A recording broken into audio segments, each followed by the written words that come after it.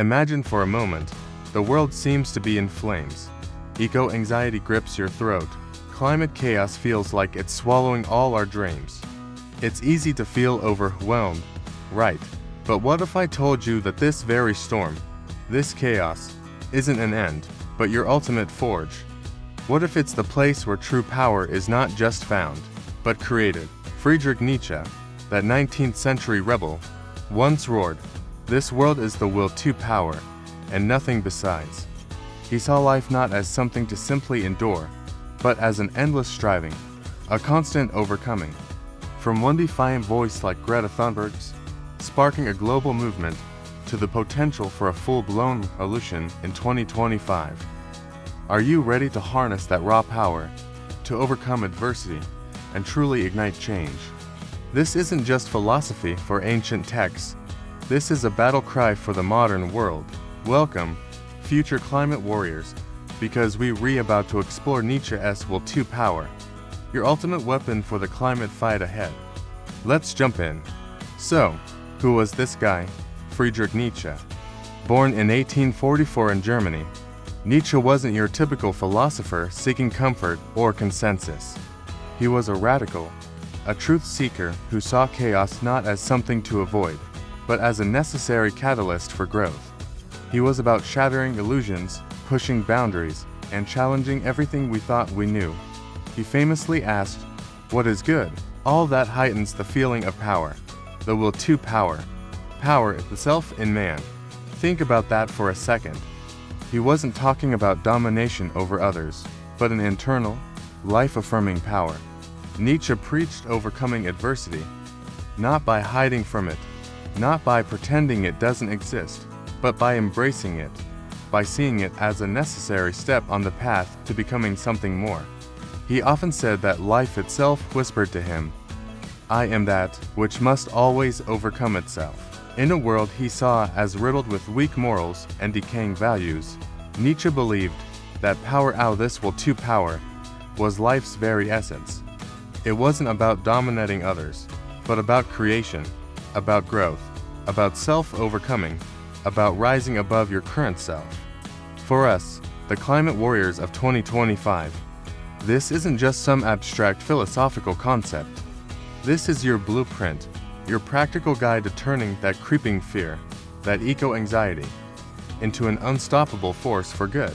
It's about empowering yourselves beyond anything you thought possible. So, let's unpack this. What exactly is the will to power? It's crucial to understand it's not about brute force. It's not about dominating others in a destructive way. No, Nietzsche saw it as life's inherent, fundamental drive to expand, to overcome obstacles, to create something new, something better. He said it eloquently, the feeling that power increases, that a resistance is overcome. Think about that, when you feel that surge of energy, that triumph, after pushing past a challenge, that's the will to power in action. It's the intrinsic desire for growth, for mastering yourself and your environment. In the face of chaos, you don't crumble. You conquer. You don't retreat. You expand. You don't merely survive. You thrive. Picture adversity not as a wall blocking your path, but as the very fuel that propels you forward. Nietzsche put it starkly, to fight upward out of that chaos requires a compulsion. One must be faced with perishing or prevailing. It is that do or die moment that forces you to tap into reserves you didn't even know you had. For you, the climate warrior in 2025, this means something profound. It means turning eco-despair, that heavy feeling of helplessness, into defiant, unstoppable action. It's about realizing you don't have to wait for saviors. You become the overcomer. It's about radical self-mastery, harnessing your inner power, rejecting weakness, and affirming life fiercely, powerfully, and creatively. This isn't a passive philosophy, it's an active, transformative force. Now, let's bring this powerful philosophy directly into our world, to you, the aspiring climate warriors. The year 2025 is here, and with it comes a distinct set of challenges: rising seas, raging wildfires, and that persistent hum of eco-anxiety. This, my friends, is your overcoming arena. This is where Nietzsche's will to power screams its loudest. Turn pain into power. Think about Greta Thunberg's journey. In 2018, she started a solitary school strike, mocked by many as too young, too naive. Yet, she embodied the will to power, becoming a force that inspired millions, sparking protests with 7 million illusionaries worldwide. Her story is a living testament that the will to power is what fuels the human spirit to overcome adversity. So, how do we apply this? Here are 3 powerful hacks for you. Hack 1. Master your will. Affirm life fiercely. Nietzsche famously said, "One must still have chaos in oneself to give birth to a dancing star." Don't protest or act from a place of fear or despair, but from a place of creative, vibrant force. Channel your emotions into a positive, life-affirming drive. Let your actions be a dance, a celebration of what's possible, not a lament of what's lost. This is about choosing to be a creator, not a victim, in the face of uncertainty. Hack 2. Overcome resistance. See eco-chaos as rebirth. The current ecological crisis isn't necessarily the end. It's a dramatic, urgent call for rebirth, a forcing mechanism for radical change. Instead of seeing these challenges as insurmountable walls, see them as resistances you are destined to overcome. Join movements like Fridays for Future.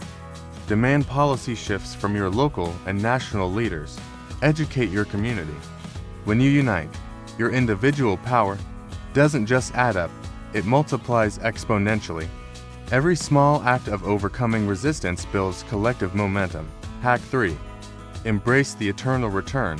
Live as if every action repeats. This is a profound concept. Imagine if every choice you made, every action you took, would repeat itself identically for all eternity. Would you still make that choice? This isn't about guilt. It's about choosing to live in a way that you would proudly affirm forever. Build sustainable habits in your daily life. Spark conversations. Inspire action within your family and community. By doing so, you become the Burmensch warrior, the one who transcends ordinary limitations, embodying responsibility and intentionality. Every conscious, positive choice echoes into eternity, creating a legacy of transformative change. So, climate warriors, 2025, in just another year. It is your arena. Nietzsche isn't just urging you.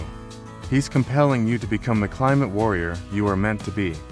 The opposite is bad enough, but better nonetheless, to suffer and defend oneself with involuntary mistrust. What he means is, it's far better to face the suffering, to experience the struggle, and to rise up with a powerful, if initially uncertain, will, than to simply succumb.